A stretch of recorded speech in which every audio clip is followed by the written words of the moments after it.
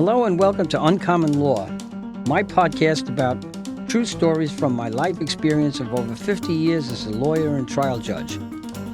This is a look at the law from the inside out, stuff they don't teach in law school. This is Judge Rudy Greco, retired justice of the New York State Supreme Court. I was lucky in life as a teenager when I could have gone the wrong way, taken the wrong fork, to fall under the influence of Louis Knowles and Jimmy Malone, who were both steam fitter foremen. And Louis and Jimmy were my boxing coaches in the amateurs. And they were leading foremen. Steam fitters put in the heating, ventilation, and air conditioning infrastructure into big buildings. And they're big jobs. And these guys, both of them were outstanding. Jimmy did the Pan Am building and the UN Plaza. Louis did 2 Broadway, 1 Chase Manhattan Plaza, 2 World Trade Center, the Shoreham power plant out on Long Island, and the Americana Hotel. So you can see they did big stuff. They were both employed under the auspices of for Raisler Corporation, and they were both steamfitters, Local 638 Enterprise Association, which encompassed the steamfitters for all the 5 boroughs and the 2 counties, Nassau and Suffolk on Long Island. And as I said, I was lucky to fall under their influence. And they had 2 sons, little Louis and young Jimmy. And Jim and Louis were neighbors. They lived in Flushing, where I lived. And little kids were 11 years old about the time, and both of them were tenacious little guys, and they were turned out to be very, very good little football players. They were playing Pop Warner football, and Louis and Jimmy got roped into coaching the teams as parents, and they drafted me into the job with no experience whatsoever to coach what became the 109 Rebels after the 109th Precinct Youth Council Rebels. And it was a polyglot bunch. You know, we had white kids, black kids, Asian kids, Latin kids, working class, middle class, not so wealthy, not well off kids, poor kids as well.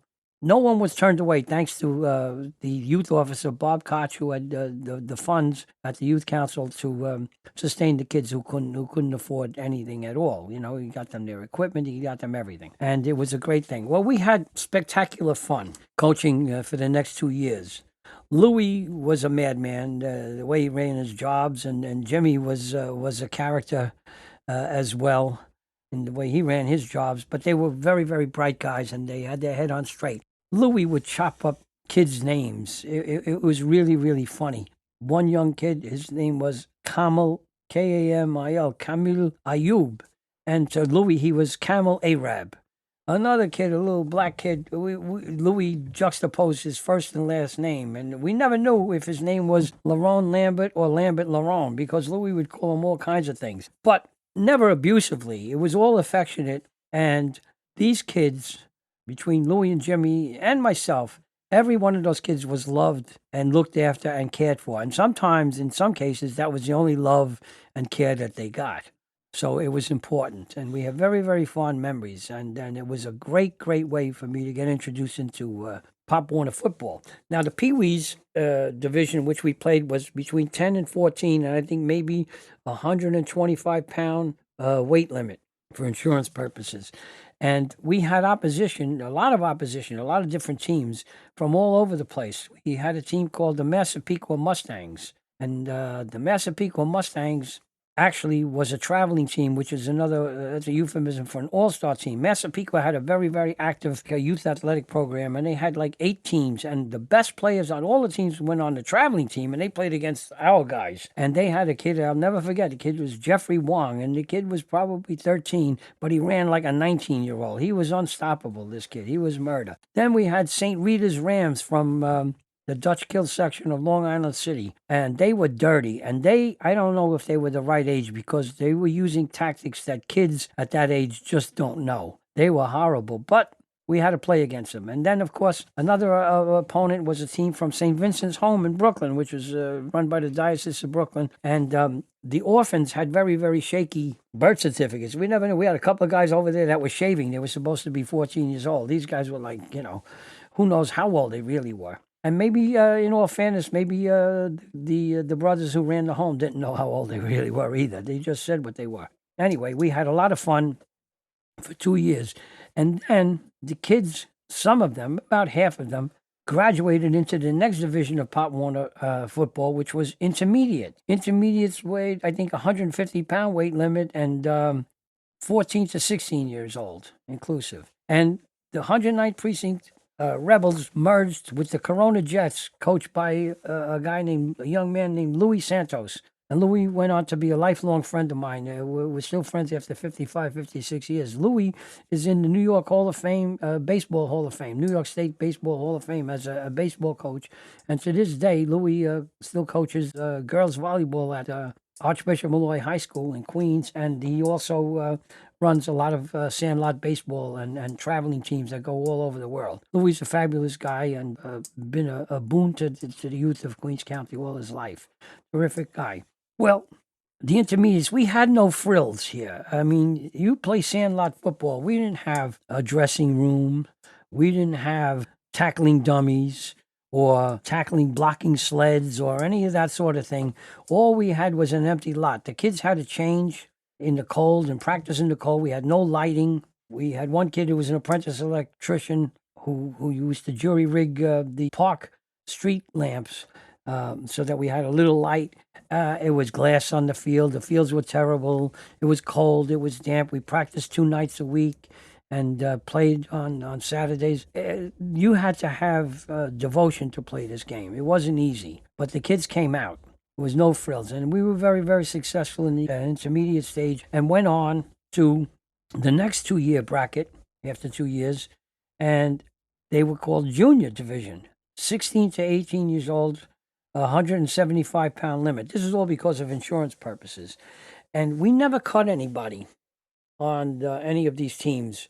We never sent a kid home. The kids would cut themselves because the competition to play and to start on these teams was fierce. And some kids left because they couldn't make, they knew they wouldn't be starting because of the ability of some of the other guys that was a little superior. And some of the guys we cut went back to high school and played high school ball and succeeded very well. Our teams were actually more competitive and better than most of the local high school teams in the junior division. And our junior games we used to play on Sunday mornings. Our home field was Casino Park in Flushing. And we'd play 11 o'clock on Sunday morning. And believe it or not, we would get crowds of 1,000 to 2,000 people on Sunday morning to come and watch the games because quality football was really, really good.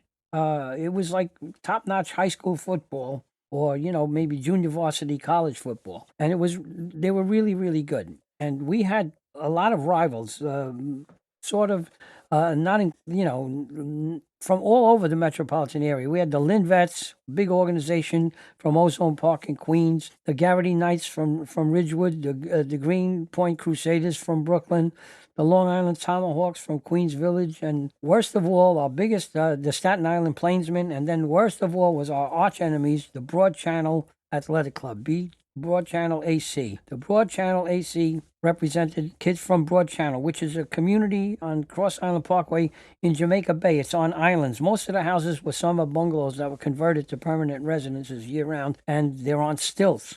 And that's a very, very close-knit, predominantly Irish town. And they were terrific teams because that was the only thing going in Broad Channel was the team. And the kids would be practicing, and they got in a lot of practice in Broad Channel, and they were very, very, very good. They had a quarterback kid named Jackie Ogden, who quarterback for Far Rockaway High School. He was all city, and I think he signed a contract with the San Francisco Giants as a pitcher for a while. They were a terrific team, and we used to have fierce rivalries with them. And when we went there, the Broad Channel, I mean, we're talking nasty stuff. They would stone our bus before we left. The fans, the parents, the kids, the cheerleaders would be throwing rocks at our bus. I mean, it was really nasty stuff. And the games were very competitive. I remember one game when one of our ball players was a safety, Deanie, and Deanie wasn't a big kid. He was an Irish American kid, and Dean was a safety. And as I said, he only weighed about 140 pounds, maybe, soaking wet. But when he hit somebody, it was fierce. He hit with bad intentions, and you could turn your back, and you could know by the sound of the hit that he had made the tackle. It was like a car hitting a body.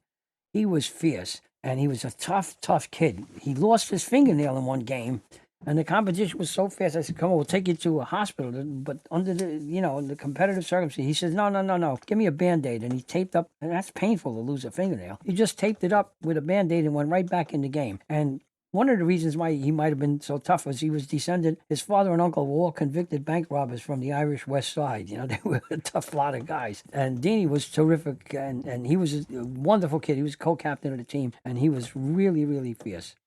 Well, he went on, and we all went on to the senior division. And the senior division of Pop Warner is 225-pound weight limit.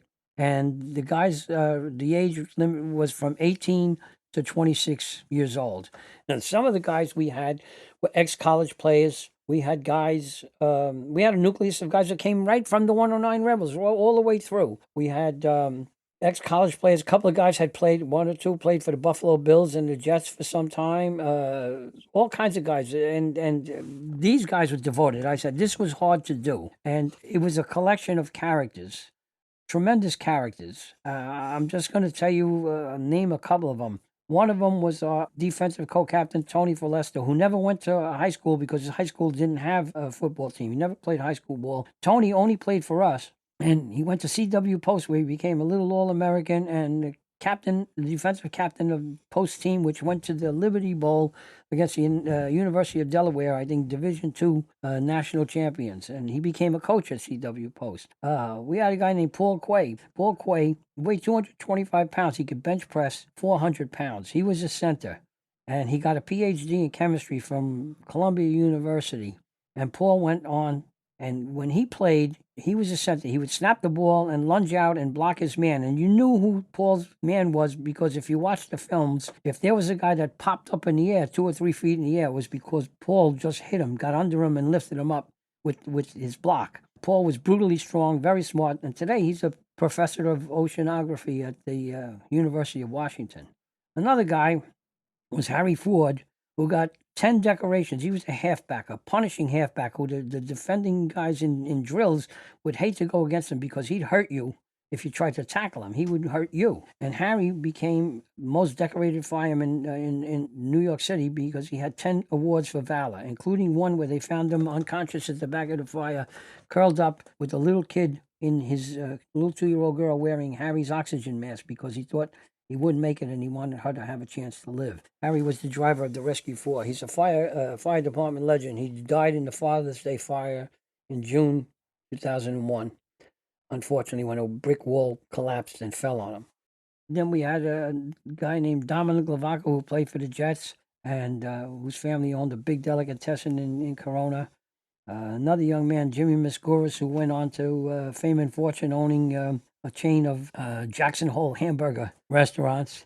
Another guy, Dave Rogers, who was biracial. Dave had a tough life in those days, being, having a black father and a white mother. It wasn't easy, but it was a character building experience for Dave. And he went on to be an executive for 7-Eleven. I forget the name of the corporation that owns the 7-Eleven stores nationally. And another fellow named Bob Nappy, who went on. Bob was an offensive lineman, and Bob went on to become a renowned high school coach in Westchester County and all around New York. Everybody knew Bob Nappy. And we had another fellow, Marty Costa, who was a Cuban kid who became a college professor.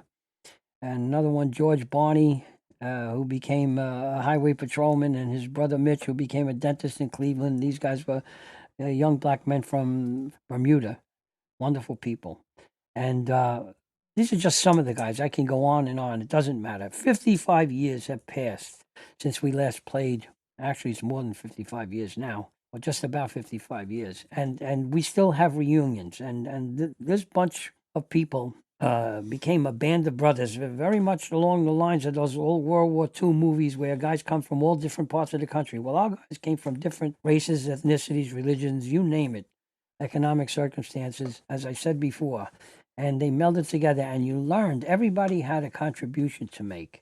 Everybody had a contribution to make. It was really, really phenomenal how we melded together and became bonded into such a solid group that still gets to get together in this day and age.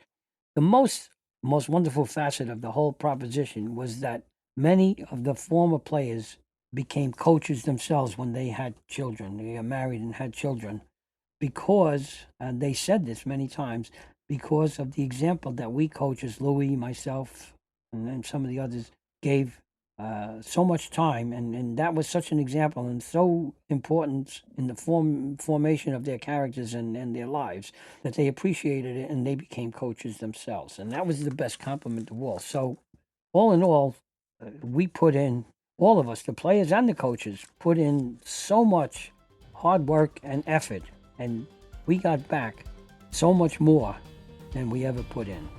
Amen. Thanks for listening. Come back next week for another episode of Uncommon Law, lessons they don't teach in law school. I'm Judge Rudy Greco. Court is adjourned.